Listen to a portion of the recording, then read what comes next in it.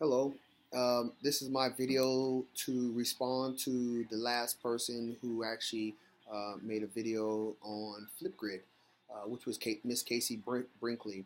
And you asked about how does a person build trust in their organization so that they can express their feelings and their emotions.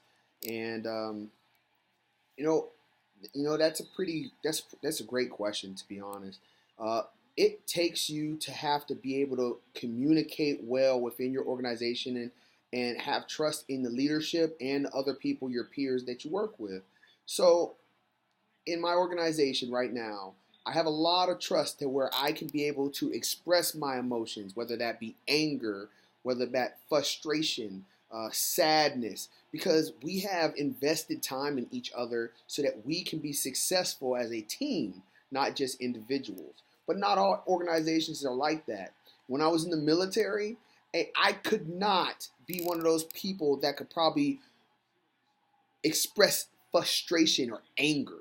Because when you do that in the military, some people look at that as you're being unprofessional. And then once they deem you as a person who's unprofessional and a hothead, as they would call it, guess what happens? Then they'll go ahead and, oh, well, here they go again, and they're just arguing about nothing. And so it all depends on your organization. So what are some ways to build that trust? One, having group type talks that you can express, hey, look, this is what's going on in our organization. Here's what I feel needs to be fixed based off of this topic. Or you can have group huddles, which is almost like a group talk where you guys can talk about a topic. Or better yet, a command climate surveys. That's something good that we use within the organization of the government. A command climate surveys kind of tells us exactly what's going on in our organization, and it's anonymous type reporting. So I don't have to tell somebody directly, but I can tell them through a survey like SurveyMonkey or anything like that. This is how I feel about our organization right now. I am frustrated for this reason, or I am angry about this. And the leadership then gets this command climate survey so that they can focus on these certain perceptions of each individual within our organization. That way, they can address these things and we can move forward without there being some type of confrontation between an employee and a supervisor or an employee and an employee. So I think there's many ways to go about it.